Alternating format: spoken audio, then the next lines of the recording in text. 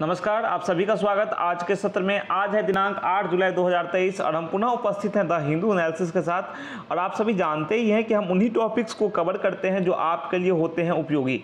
तो ठीक है, लास्ट तक हमारे साथ आप सेशन में बने रहिए और देखते हैं कि आज के टॉपिक में आपके लिए स्पेशल क्या है। ओमिनस साइंस हैं, ये एक तरह से अशुभ संकेत भारतीय हितों को लेकर है। भारत को विदेश में किस प्रकार से समस्या झेलनी पड़ रही है, जो खालिस्तान की जो मांग है वो जिस प्रकार से उठ रही है, ये भारत का इंटरनल इशू भी हो जाता है और विदेश स्तर पर भी ये एक तरह से समस्या की बात बन रही है भारत के लिए। उसको लेकर हम चर्चा करेंगे आज के सत्र में। वर्ड बाय वर्ड एनालिसिस आपको यहाँ मिलेगा, लेकिन आप उससे पहले एक काम कीजिए, नए हैं तो सब्सक्राइब कर लीजिए, पुराने सदस्य हैं तो लाइक कमेंट और शेयर कीजिए। एक बात और मैं जो आज ऐड करना चाहूँगा वो यह कि आप सब मुझे कमेंट सेक्शन में ये बताएं कि आपको ये द हिंदू एनालिसिस लाइव कितने बजे चाहिए, है ना, कितना बजे का टाइम आप सभी के लिए उपयुक्त रहेगा। तो कमेंट सेक्शन में हमें इस बात से ज़रूर अवगत कराएं, हम उसी समय इसे प्रस्तुत करने का पुरजोर प्रयास करेंगे। तो India must calibrate its diplomacy on Khalistan issue to better effect. अब देखो, खालिस्तान समर्थक जो तत्व हैं जिस प्रकार से वो समस्या क्रिएट कर रहे हैं उसको लेकर यहाँ चर्चा की गई है कि भारत को खालिस्तान मुद्दे पर अपनी सार्वजनिक कूटनीति जो है, अपनी जो डिप्लोमेसी है, कूटनीति है, उसको क्या करना चाहिए, दुरुस्त करना चाहिए। कैलिब्रेट होता है दुरुस्त करना चाहिए, टू बेटर इफेक्ट, यानी बेहतर तरीके से दुरुस्त करना चाहिए। Ahead of planned rallies by pro-Khalistan separatists in US and UK and Canada and Australia on July 8 that target Indian diplomatic missions and diplomats, the Indian government has taken a step to speak to officials in this country for added security and vigilance. अब देखो, ताज़ा घटनाक्रम क्या हुआ है आप सभी को पता होगा, न्यूज अगर आप देखते हैं तो अमेरिका, ब्रिटेन, कनाडा, ऑस्ट्रेलिया में 8 जुलाई को ये भारतीय राजनयिक मिशनों पर और जो भारतीय राजनयिक मिशन जो है और राजनयिक हैं उनको निशाना बनाने का प्लान है खालिस्तान समर्थक अलगाववादियों का। ये सुनियोजित रैलियां उन्होंने तैयार कर रखी हैं, उसको आयोजित कर रखी हैं 8 जुलाई को खालिस्तान समर्थक अलगाववादियों ने। उसको लेकर भारत सरकार ने इसको पूरी तैयारी कर रखी है। जो वहाँ के भारत के दूतावास जो हैं, वो राजनयिक जो मिशन है हमारा विदेशों में, उसने पूरी तैयारी कर रखी है, ठीक है। और उन देशों के अधिकारियों से बात करके अधिक सुरक्षा व्यवस्था मंगाई है, सतर्कता मंगाई है, सतर्कता की पहल की है, ठीक है। किन देशों में? तो यूके, कनाडा, ऑस्ट्रेलिया और यूएस में, ठीक है, ओके। अगर आगे देखो, the issue was raised bye national security advisor Ajit Doval in talks with his British counterpart in Delhi on Friday and was the subject of calls between the Minister of External Affairs and its counterparts in all partner countries requesting preemptive action। अब देखो, ये जो पहल की गई ना, तो भारत के जो राष्ट्रीय सुरक्षा सलाहकार हैं, national security adviser Ajit Doval, उन्होंने अपने ब्रिटिश समकक्ष के सामने दिल्ली में शुक्रवार को ये बातें उठाई और ये चर्चा का विषय विदेश मंत्रालय जो है और उसके जो सहयोगी हैं इन भागीदार देशों में, उनके बीच में भी चर्चा का विषय था, ठीक है। जिसमें कि भारत के विदेश मंत्रालय ने प्रिकॉशनरी है ना पूर्व ही कार्रवाई करने का अनुरोध किया कि आप इनसे निपटिए। ये 8 तारीख को जो उन्होंने रैली जो बुला रखी है, यानी कि आज जो रैली उन्होंने बुला रखी है, तो इससे आप निपटिए, ठीक है।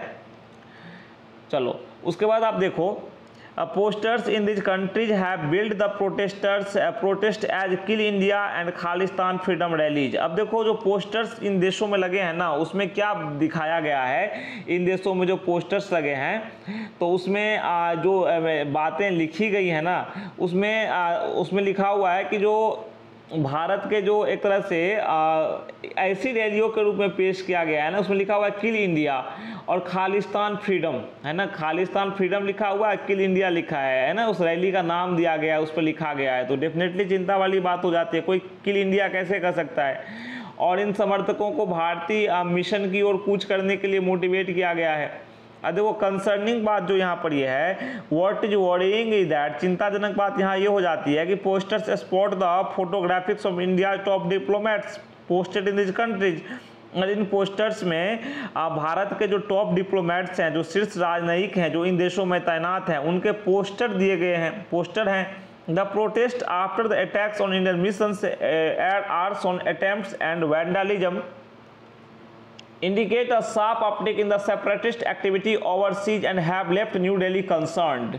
अब देखो यहाँ पे बात यह है कि भारतीय मिशनों पर जो हमले, आगजनी और तोड़फोड़ की घटनाओं के बाद जो ये विरोध प्रदर्शन हो रहे हैं, ये विदेशों में अलगाववादी गतिविधियों में तेजी से बढ़ोतरी का संकेत है और इससे नई दिल्ली चिंता में पड़ गई है, यानी भारत सरकार चिंता में आ गई है। ठीक है, however they should be of far greater concern to the countries incubating these groups as they involve their citizens। और इससे भी बड़ी चिंता की बात ये है यहाँ पर कि जो इन प्रदर्शनों में है ना, ये प्रदर्शन जो हो रहे हैं तो ऐसे समूह को एक बढ़ावा दे रहे हैं, उन देशों के लिए चिंता की बात कुछ ज़्यादा होनी चाहिए, है ना। उन देशों में एक तरह से चिंताजनक बात, क्योंकि उनके नागरिक खासकर इसमें शामिल हो रहे हैं। ठीक है, और सैटरडे को जो यानी कि आज जो आयोजित होने वाली रैली है, इसमें जिस प्रकार की स्थिति देखने को मिली है, the rallies planned for Saturday put the respective governments on notice to ensure adequate protection to Indian diplomatic interest as obligated under international conventions. अब सैटरडे आज जो रैली होने वाली है, इसमें डेफिनेटली वहाँ की सरकारों को, जो संबंधित सरकारें हैं, संबंधित देशों की सरकारें हैं, उनको जानकारी दे दी गई है कि आप पर्याप्त सुरक्षा व्यवस्था, भारतीय जो राजनयिक के हित हैं उसको देखते हुए आप उन्हें पर्याप्त सुरक्षा व्यवस्था सुनिश्चित कीजिए।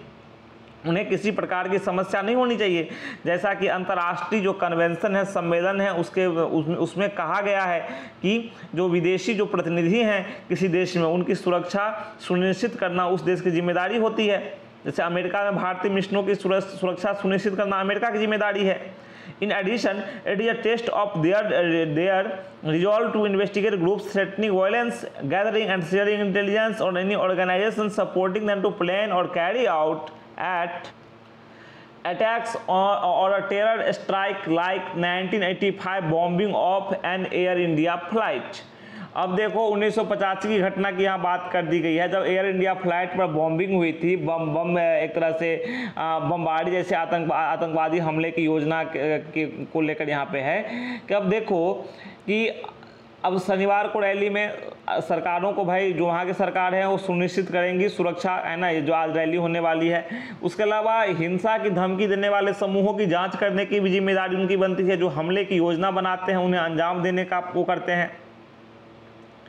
या उसके बाद फिर जो 1985 में जो एयर इंडिया की उड़ान पर जो बॉम्बिंग जैसे आतंकवादी हमले की प्लानिंग बनाने में, उनका सपोर्ट करने में, संगठनों के बारे में जो खुफिया जानकारी, इंटेलिजेंस इनपुट इकट्ठा करने और शेयर करने के उनके जो संकल्प हैं, उसकी भी परीक्षा है एक तरह से। और इस सबसे बढ़कर अगर आप देखो, ठीक है, अगर इस सबसे बढ़ के अगर हम देखें, above all, the governments must not use freedom of speech tropes as a cover for failing to prevent criminal acts। और इससे बढ़कर इन सरकारों को फ्रीडम ऑफ स्पीच का यूज इस अर्थ में नहीं करना चाहिए कि ये क्रिमिनल को बचाएं, क्रिमिनल कृत्यों को, आपराधिक कृत्यों को बचाएं। अगर मान लो ये सरकारें इन आपराधिक कृत्यों को होने से रोकने में विफल होती हैं और इसे बोलती हैं ये फ्रीडम ऑफ स्पीच है, तो अपनी नाकामियों को फ्रीडम ऑफ स्पीच, अभिव्यक्ति की स्वतंत्रता के तहत न छुपाएं। While the onus remains on the 4 countries where pro-खालिस्तान attacks have increased। देखो ध्यान तो मूल रूप से जो है वो कुछ देशों पर है ना, उन 4 देशों पर है जहां खालिस्तान समर्थक हमले बढ़े हैं। ठीक है, लेकिन भारत सरकार को, न्यू दिल्ली को must also reconsider it's public diplomacy on this issue. Bharat सरकार को अपनी कूटनीति को इस मुद्दे पर विचार करना चाहिए कि भाई हमारी कूटनीति इस मुद्दे पर कैसी चल रही है। Repeatedly calling out foreign governments for their failure to respond to Indian requests, freezing diplomatic contact, tit for tat retaliatory measures such as downgrading security for British High Commissions might be demonstrative but hardly diplomatically effective। अब देखो यहाँ पे एक बात यहाँ पे हम विचार करते हैं, है ना, आप भी विचार कर सकते हैं कि भारतीय जो अनुरोधों ने भारत की ओर से जो अनुरोध मिला है कि हमारे विदेशी जो आपके यहाँ जो राजनयिक हमारे हैं उनकी सुरक्षा आप सुनिश्चित कीजिए। अगर विदेशी सरकार इस पर विफल होती है ना, उन देशों की सरकारें विफल होती हैं, भारतीय अनुरोधों पर सुरक्षा सुनिश्चित नहीं कर पाती हैं, ठीक है। तो एक तरह से ये हो सकता है उन्हें बार बार हम बता सकते हैं कि आप सुरक्षा नहीं दे पाए, या डिप्लोमेटिक कांटेक्ट हम बंद कर सकते हैं उनके साथ, या फिर ब्रिटिश उच्चायोग की सुरक्षा जो भारत में है ब्रिटिश कमिश्नर की, उसको हम घटा सकते हैं। ऐसे कदम हम ले सकते हैं, लेकिन ये दिखने में तो अच्छे हो सकते हैं, लेकिन डिप्लोमेटिकली शायद ही वो एक तरह से अच्छे साबित हों, है ना। इसके अलावा बात करें हम, ठीक है, with the exception of US, the UAE has regularly summon top diplomats of the country name to demarche them over attacks. There is often no distinction between violent attacks and graffiti. अगर आप बात करो तो America की बात करते हैं, तो अमेरिका को छोड़कर, विद एक्सेप्शन ऑफ अमेरिका को छोड़कर, यहाँ पे एक्सेप्शन की बात की गई है, छोड़ करके अगर आप देखो तो विदेश मंत्रालय ने जो रेगुलरली जो है इन देशों के शीर्ष राजनयिकों को अटैक के मसले पर, है ना, तो एक तरह से विरोध जताने के लिए कई बार बुलाया है, ठीक है। उसके बाद आप देखो कि सरकार द्वारा जो है इसमें जो खासकर जो तलब जो किया गया है भारतीय, एक तरह से भारत ने जो शीर्ष राजनयिकों को तलब किया है हमले के मसले पर, इसमें हिंसक हमले या दीवार पर लिखने वाली जो घटना है ना भारत विरोधी, उसके बीच कोई अंतर नहीं किया गया है। और दूसरी बात देखो कि while the government is justified in raising concerns over the safety of Indian citizens and Indian property, अब सरकार की चिंता तो जायज़ है भाई कि भारत के नागरिक हैं, भारतीय संपत्ति है, उसकी सुरक्षा सुनिश्चित होना चाहिए। It must leave law and order issues and policing to the sovereign government in that country। और हालांकि भारत सरकार तो वही है कि भारत सरकार जो है कानून व्यवस्था के मुद्दे जो हैं और पुलिसिंग की जो बात है तो उसी देश की सरकार संभालेगी। भारत सरकार को ये समझना पड़ेगा ही, है ना। जो देश स्वायत्त है, जिसमें हमारी एम्बेसी है, हमारे दूतावास हैं, उस सुरक्षा सुनिश्चित करने की जिम्मेदारी तो उसकी है। New Delhi's vocal protest on behalf of the Indian diaspora and community centers targeted by pro-Khalistani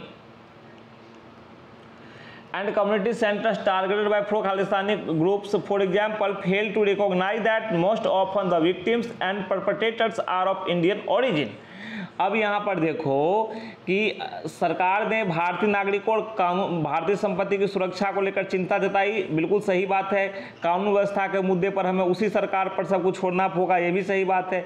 अगर मिसाल के लिए तौर पे देखूं अगर, तो इसमें आप देखो खालिस्तान समर्थक समूह का निशाना जो बनने वाली प्रवासी भारतीय समुदाय है, जो खालिस्तान समर्थक समूह का निशाना बनती है, और जो सामुदायिक केंद्र हैं उसकी ओर से जो दिल्ली यानी कि भारत सरकार जो मुखर विरोध कर रही है, ठीक है, वो नहीं समझ रही है कि भाई जो एक तरह से जो पीड़ित वर्ग है, जो इन खालिस्तान समर्थकों से पीड़ित होते हैं, और जो अपराधी हैं, दोनों ही भारतीय मूल के होते हैं। अपराधी भी जो हैं वो भारतीय मूल के ही हैं, इंडियन ओरिजिन ही है ना।